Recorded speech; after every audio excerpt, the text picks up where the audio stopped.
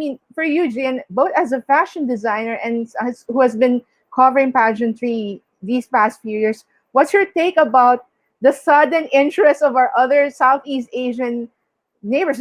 Because we all know Thailand, us in the Philippines, Indonesia, and of course the Vietnam are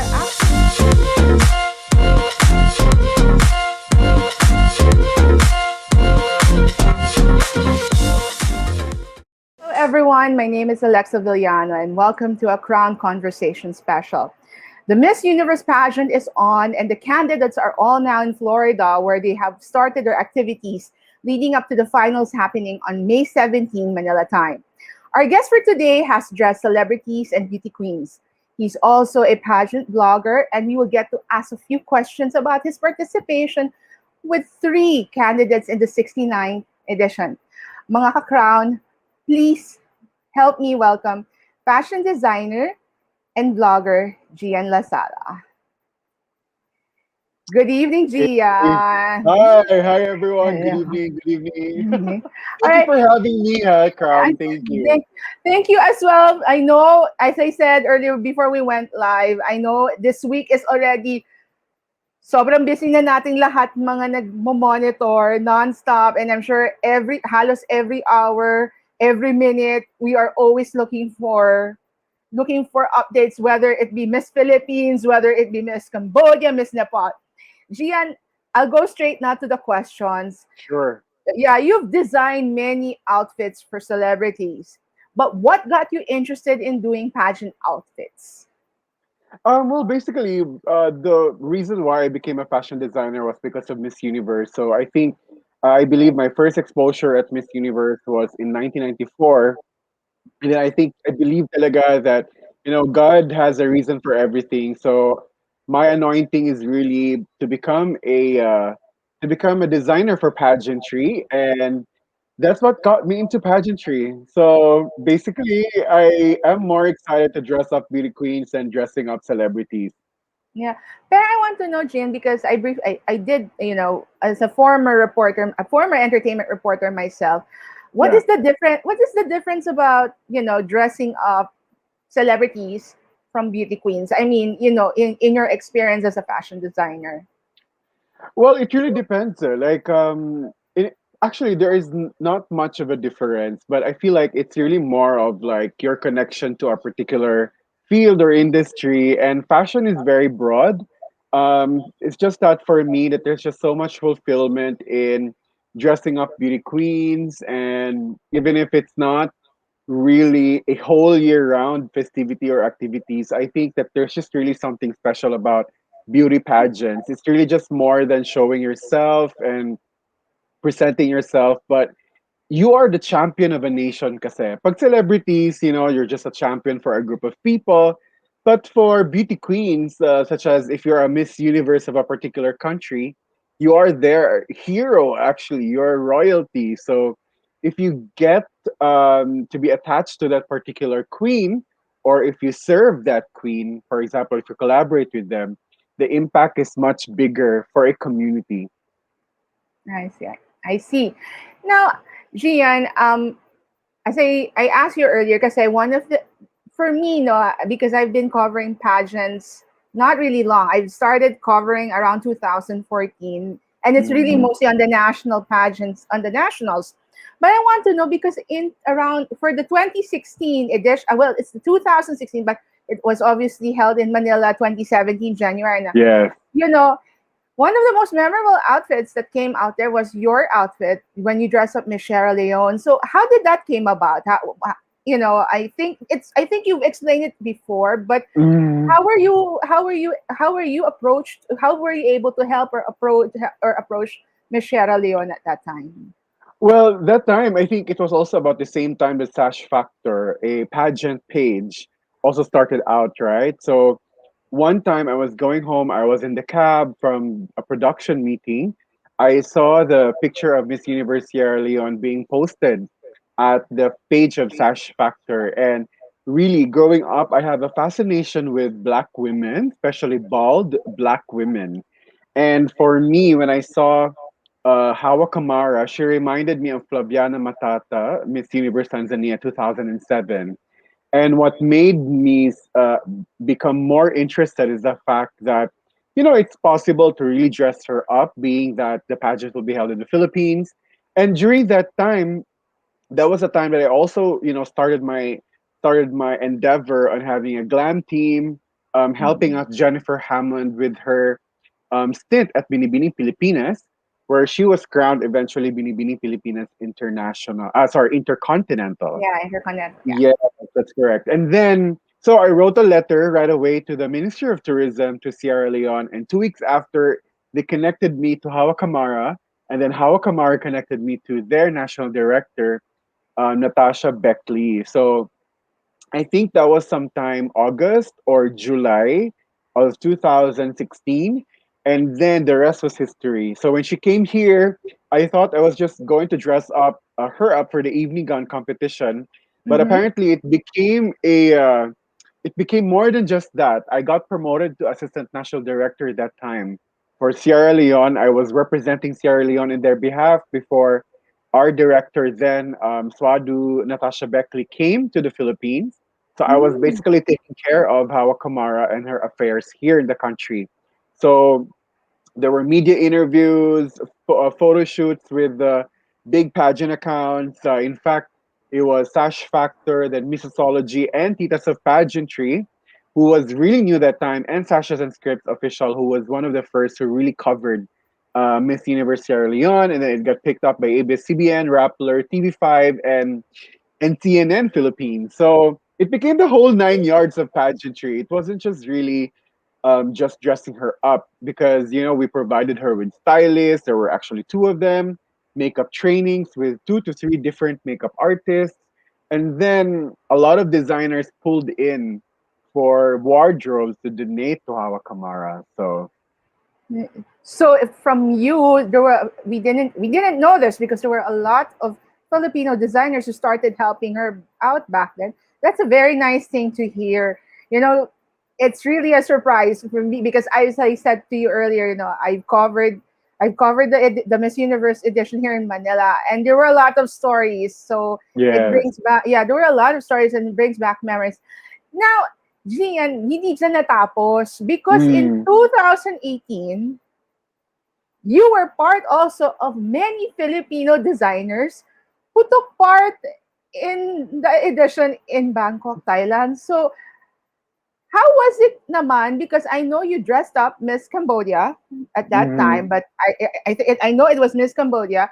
So, how was it for you? Not 2 straight years, the one in Manila, and then 2018, halos diretso na may dinadamitan ka na Mhm. for the Miss Universe edition, for the Yeah, pageant well, rather. For Cambodia kasi, I wasn't a designer for the evening gown, but the national director of Cambodia is a schoolmate of mine back in Iligan City in Lasal Academy. So every time that Cambodia's winners are here, Romir Libon, the national director, would automatically call me for outfits, for them to borrow for their shoots.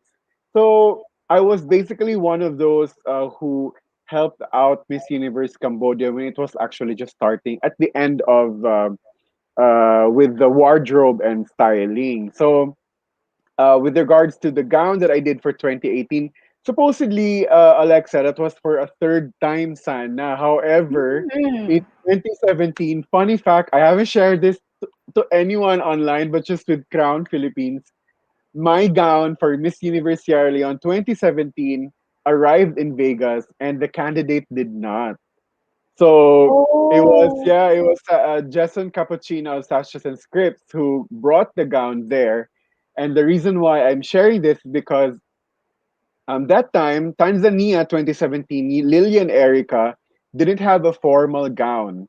So Oh. when the fans called out for help from me, imagine I was here in Manila, they were there Mhm. in Vegas, and they were calling out for me for help.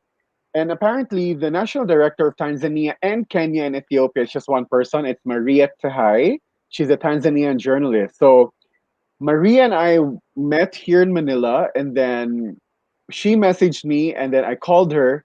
Unfortunately, the gown that was there in Vegas did not fit Lillian because of the measurements. And then from that day, we agreed that I will be her designer for Kenya in 2018.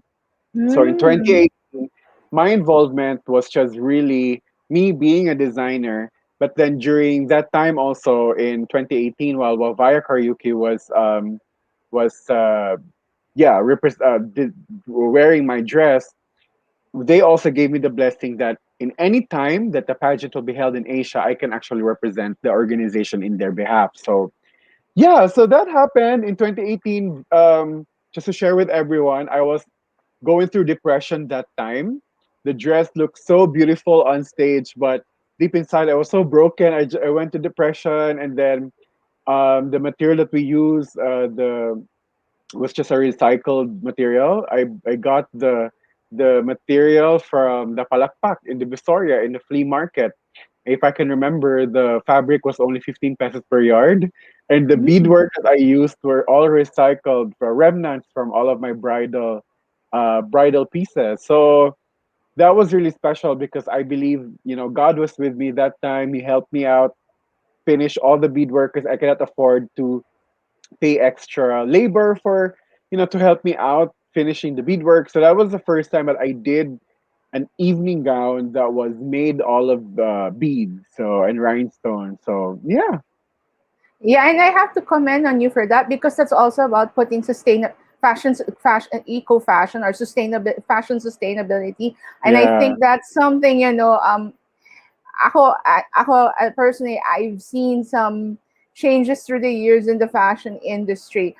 Um, I want to know from you, Gian, because as I said, 2018, I've observed that hindi ka lang, there were a lot of Filipino designers who Mm, have dressed a lot of the candidates that yeah. year. Of course, there's Michael Cinco. There are other fashion designers, so many to mention. I think, if I'm not mistaken, I've counted about almost eight Filipino Mm. designers to be exact. How does that how what how does how do I say this? What is that for us, and what is that for you as a Filipino designer, and for the Philippine fashion industry? I mean, what does it Well, mean? well, for the very longest time, the Philippine fashion industry really was striving so hard to get international attention. So, me being a part of Philippine Fashion Week for 6, 7 years, I did 13 seasons, if I or 11 seasons. It has been a struggle for the Philippine fashion industry to get international recognition. In fact, the world or there is a fashion organization or WGSN, I believe, a forecasting company, a fashion forecasting company, identified Philippines as the design hub of Asia. The only problem is that we don't really get that opportunity because, being an agriculturally focused country, excuse me, our focus until now is how to feed our countrymen. There really isn't any program that endure us that supports artists or supports cultural development. Our cultural development still remained in the context of the Philippine Terno. I mean, there's really nothing wrong about it, but there's really so much to discover about the Philippine fashion industry and our talent. So for us to get that kind of recognition at Miss Universe, no less, really says a lot or speaks volumes about the talent that we have here in the Philippines that is really, deserves to be seen. It's not just me, but there's a lot. And it actually breaks that cycle that you have to be a designer abroad or you have to make it abroad first before you get even recognized. Because in my case, I thought that was the way, but in my case, no, it didn't happen for to me that way. Although I'm still not in that magnitude like Michael Cinco, hoping one day in the Lord Jesus Christ that that will happen. But with all the avenues of international fashion weeks, inviting Filipino designers. In my case, we presented in at least 4 countries now. The last one was in Korea. It really just breaks that stereotype that the Philippines is only what an agricultural country. We're just a country of boxing and pageantry, but really we have a plethora of really talented fashion designers. that are, just waiting to be recognized. Yeah. I have to agree with you on that because that is the one of the things I've noticed in the past years. No, it seems that there's still a struggle for the culture and the arts in this country, and Yes, I hope yes. one day, sana mabigyan pa ng more attention, especially bringing, I guess, bringing the culture and the arts to the masses. I know that Yeah, the I National agree. Commission for Culture and the Arts is doing their best, so hopefully, fashion will follow as well.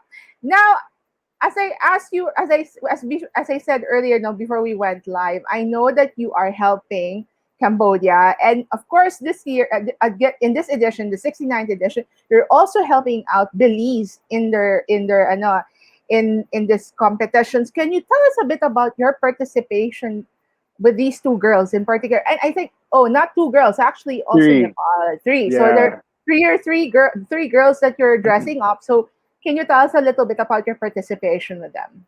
Well, for Belize, actually, before I got into that part with Miss Universe Belize, I was really hoping and praying. I was praying to God, Lord, I really want to participate in Miss Universe again. And then Kenya and Tanzania are not participating, all because of the economy, and then COVID happened. So I could not blame them for not sending in a delegate. So I really pray to God. I mean, Lord, I really want to have to work with another organization that is extremely professional, that would really respect my job, respect my work, the whole thing. So I prayed to God, and then just one day, somebody who is an accessory designer, her name is Govind. He's an Indian based in Texas, saw the gown of Miss Tanzania in 2019 on my Instagram. And then he spoke to me and said, Hey, bro, I saw this gown live. It was so amazing. I'm really close to the national director of Belize. They're looking for a designer. This was sometime in October.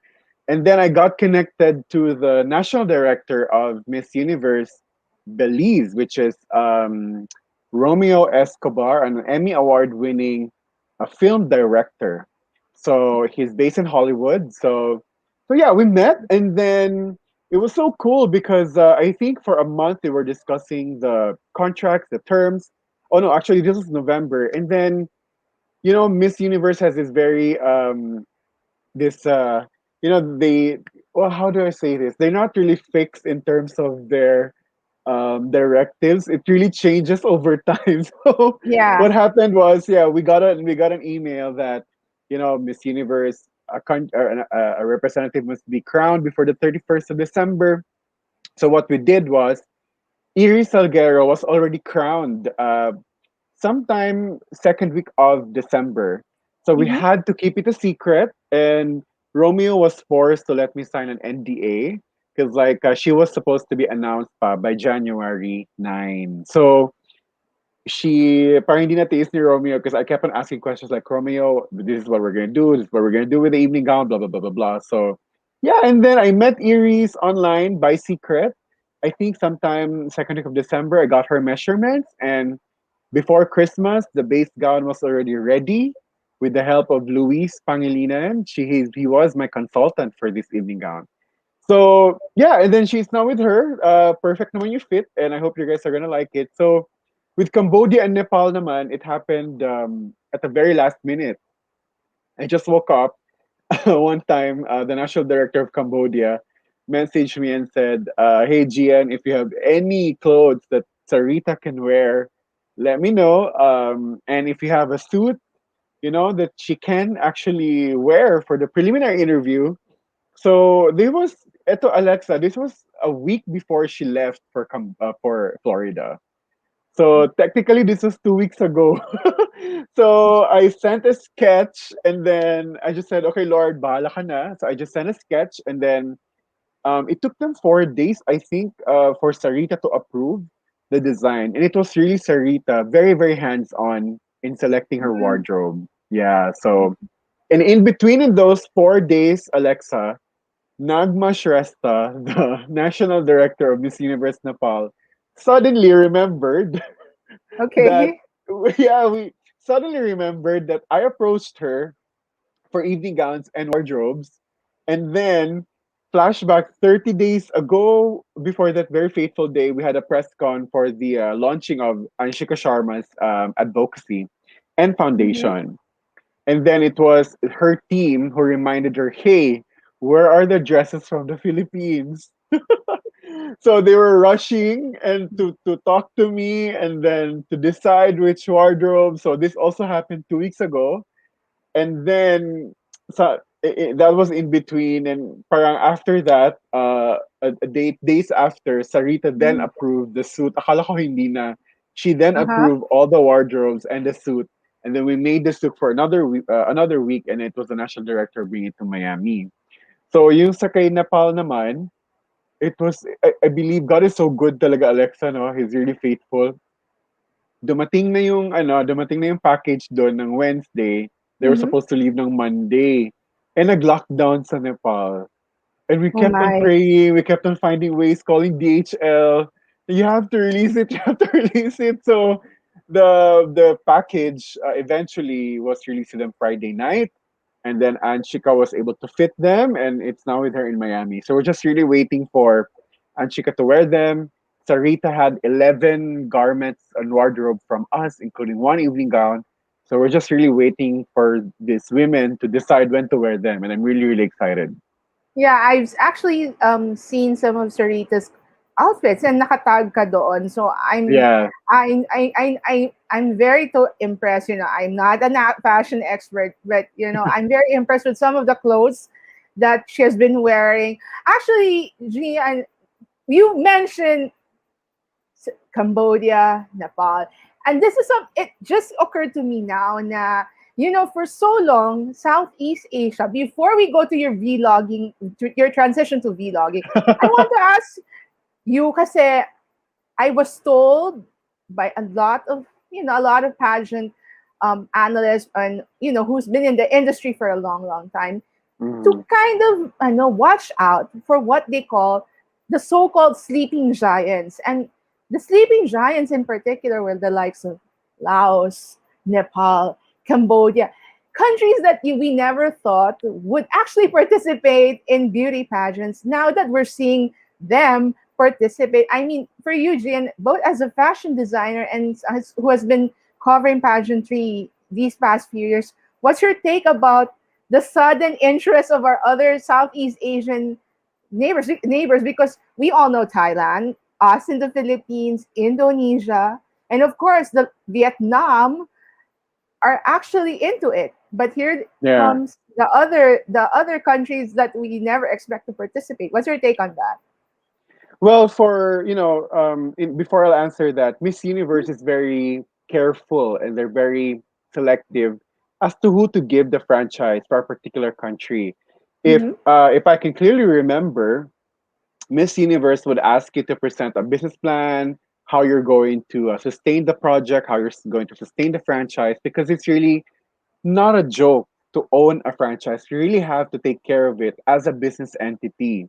And Mm-hmm. Miss Universe organization is really known to be a strategic organization. They're very reliable and they really value integrity. So I'm sure, Alexa, you've heard countries that are being banned to participate, like Trinidad and Tobago was banned for 15 years. Even Barbados, I think. Even some of the directors were replaced over time because of mismanagement. Ah, So okay. So even if I will apply today for a franchise, Miss Universe can have the power to reject your application.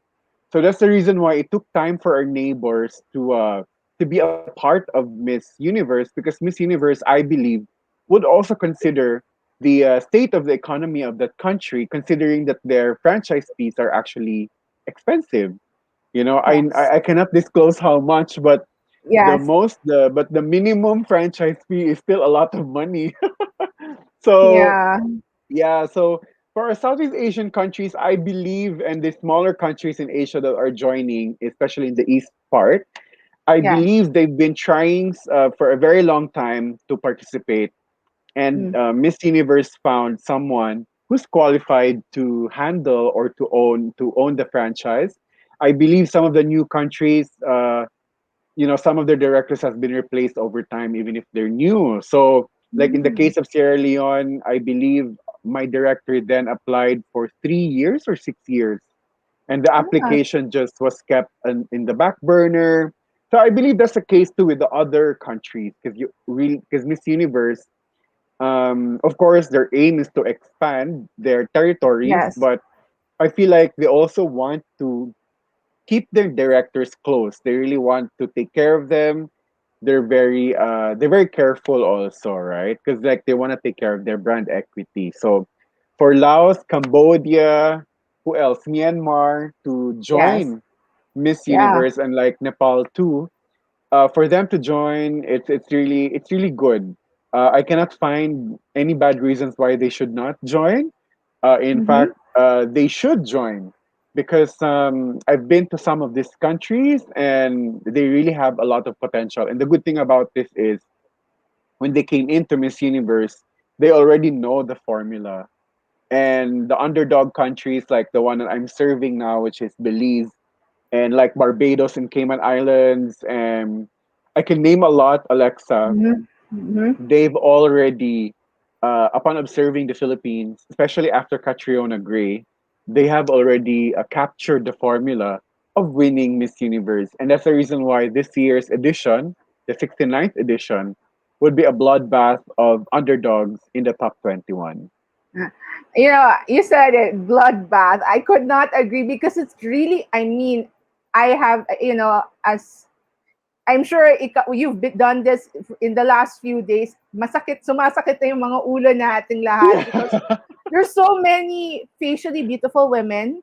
A I lot of them are understand, good yeah. speakers. So you really cannot tell who's going to do well in this edition. So we are just glad we're not judges and we're just participants cheering on for Yeah, the girls. observing.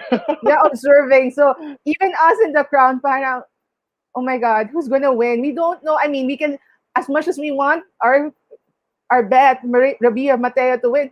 There are a lot of facially beautiful women who can also speak. So we will just have to find out on May 17 Manila time for that. Yeah, Yeah. So yes, yes.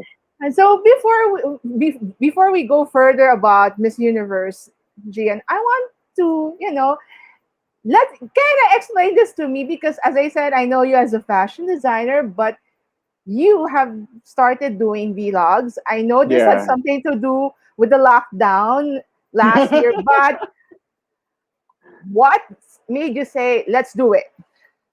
Well, first of all, I'm a born again Christian, and I really am very close to the Lord. So, well, yes, you're correct. It's because of the lockdown, but I did not start with pageant vlogging. I Yeah. started with food review, and during the lockdown, as you can remember, Alexa, everyone became everyone else. So, or somebody else. Like in my case, not just a designer. I am now a pageantologist. I just call myself a pageantologist and a vlogger. So a lot of my friends in the church have their products. They were making food and dessert. So excuse me. So one of my best friends, JP, sent me a product from our friend Shikaina. Yung mga red velvet, basta mga ganon, mga dessert. Yeah. And My then, desserts. Yeah. yeah, this was sometime in May. And then my friends, a couple who I discipled that time, gave me a ring light. And then, I just started advertising that, hey, I received this and that and stuff like that. So sabi ko, I have a ring light. What am I going to do with the ring light? I'm not just going to use this for, online fellowship and stuff. So when I shared that I received food, one of my friends in my other Bible group said, "Oh, you have to make a video of how it tasted. You have to make a review of the food and stuff like that." So my vlogging career started with food reviews.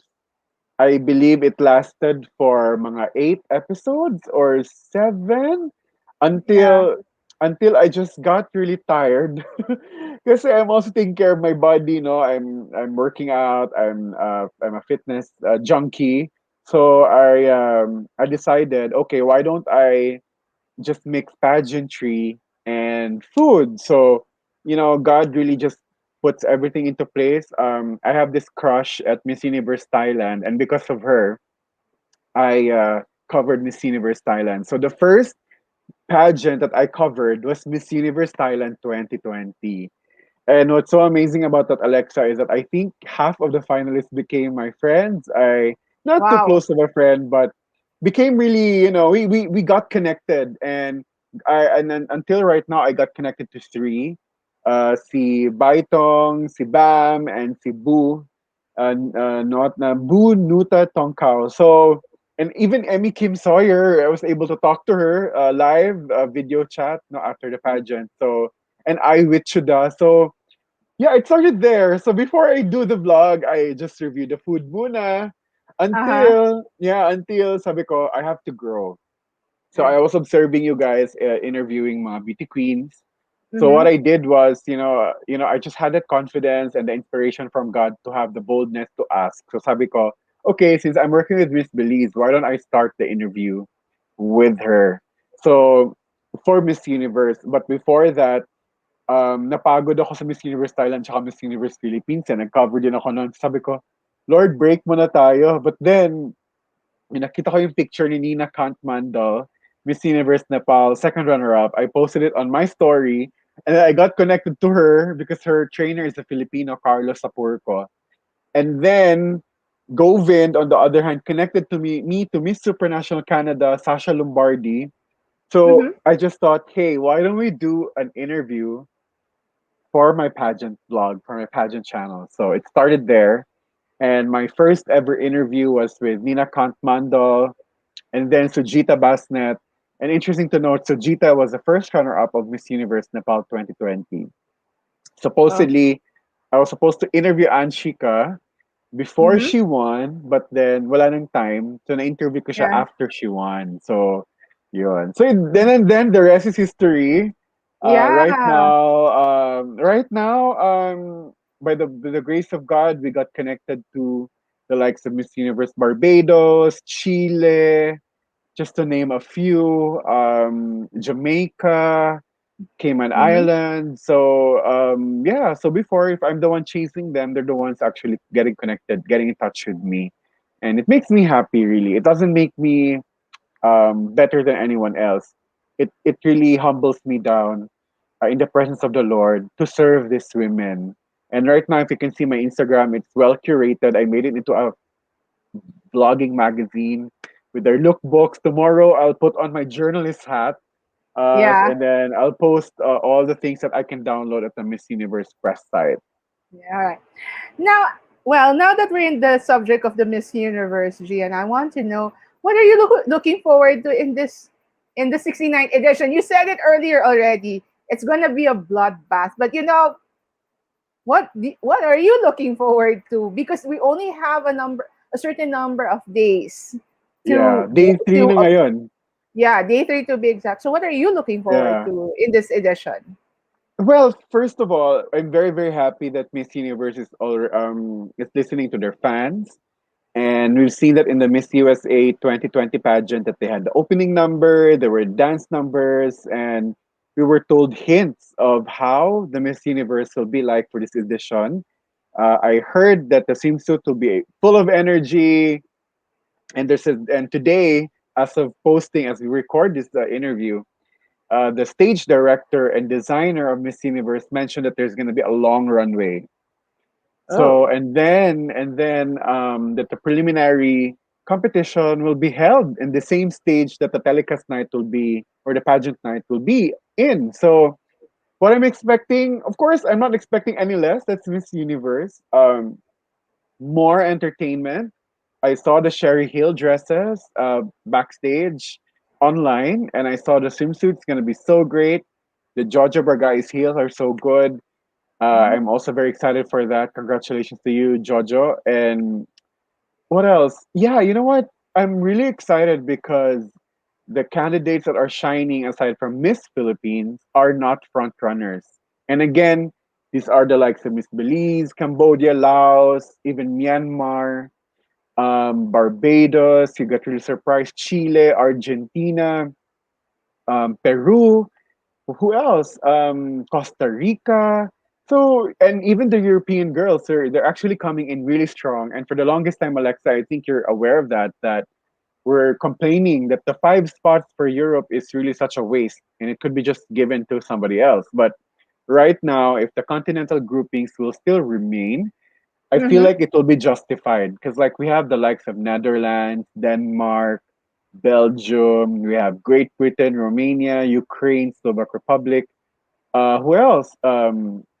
Albania. Yeah. Yeah, who's actually really are very competitive and they can actually speak so well. So Yeah. And you mentioned it na nga, no, Gian. This bash is actually not is actually very competitive, very right? 'Cause competitive. Yeah, so, and I know for the fact that if if we're talking about na nga earlier that the Southeast Asian neighbors are ready for battle, the Latinas are also ready for battle talaga, and we can yeah, see super. that sobrang we've seen the way they dress. I mean, talagang it's not, you cannot say it's a battle between the Latinas and Asians. It's anybody's game at this point. So we will just have to really watch out for that. So Yeah. a little bit of patience for all of us because obviously we want a lot of excitement for the prelims, for the national costume. But segueing to the last part now, Gian, I want to know because obviously the fashion in the Philippines has temporarily stopped, or not really Hmm. stopped, but for you, what can we expect from you with regards to the fashion industry? What are you going to be doing next? Well, everything that I do right now is really just inspired by the Lord. So whatever He wants me to do, I do it. But Alexa, by the grace of God, our business did not stop. In fact, the Lasala brand became stronger during the pandemic because the Lasala Bridal, we have the bride on a budget. Lasala Bridal is known to be the home of brides on a budget. So the bride on a budget is a gift from God to these brides. And it's also a gift for me, a platform for me to multiply the love of the Lord to these brides who cannot afford designer wedding gown. So I believe our brand is one of the most affordable wedding gown brands in the country. And yeah, so what's next? Maybe more wedding gowns to produce, more Miss Universe candidates to produce. I believe I have shows in the back burner abroad, if not for COVID, but Mhm. we're definitely going to find a way for these things to happen because I'm affiliated to two fashion organizations in Asia. One is in South Korea and the other one is in Malaysia. So as we speak, we're going to meet next week. So for I don't know what possibility would that be, but what's next for me? I will continue to shine for the Lord in the fashion industry. The Lord will continue to use me mightily. I will continue to produce clothes. I will continue to move forward. I will not let the pandemic nor any earthly situation affect me because I have a God who's mightier than anyone, than anything, than any of this situation that we have. So, Yeah. And without further ado, that wraps up today's Crown Conversations. And we would like to yay. thank you, Gian, for actually joining us for this special conversations because Thank as you. we all know, we're all busy and coming early before we even went live na sinabi ko kay Gian na it's not an easy monitoring, and It isn't. Yeah. we're all hungry and thirsty for news in Florida, but we will just have to trust the process because obviously there's a lot of protocols to be followed in Florida. Mhm. So Mhm. guys, and again, a reminder before, let's practice kindness. Let's be kind to the girls. They're all under pressure now. That's only a few days before they go on stage and shout their Mhm. names well, not just to the international, to the universe rather, that they're representing their country. So let's practice some kindness. Tama na muna, ceasefire nga, ika muna. Yes. Ceasefire muna ho tayo. Gian, before we let you go, the floor is yours. Anything to promote? Oh yeah, watch out for the evening gowns. The evening gown that we did for Miss Universe Belize. It's I can say it's one of a kind. And of course, if you want to follow me, please do. I'm on social media. My personal pageant account is GN at Jian Lasala. And as of writing and as of recording, Instagram blocked me from responding to your comments. I'm really really sorry, but we'll have that sorted out soon. You can also follow me at Lasala Label at Lasala underscore label on Instagram and Lasala Bridal at Lasala Bridal on Instagram. My YouTube channel, Pageant Talks with Jian Lasala. You just type in Jian Lasala, it's there. And then my Facebook accounts, Lasala Bridal, Lasala Official, and of course me, Jian Lasala, on Facebook. So Yeah. And before we end, please don't forget to subscribe and like the YouTube page, the social media accounts of the Crown Philippines on YouTube, Instagram, and on Facebook. And with that, thank you, Gian, and thank you so let's much. Thank you. and with yeah, and let's wait for the well, no, not let's wait. Catch the internet. Let's catch the preliminary competition and the national costume competition happening this week. So for those Exciting. outside, yeah, those were outside of the Philippines, you can actually watch it on the Miss Universe YouTube channel. But in the Philippines, it will be streamed on Lazada. So Lazada. Yes. without further ado, good night and see you in the next Crown Thank you. Conversations. Thank you guys. God bless you all. Thank you.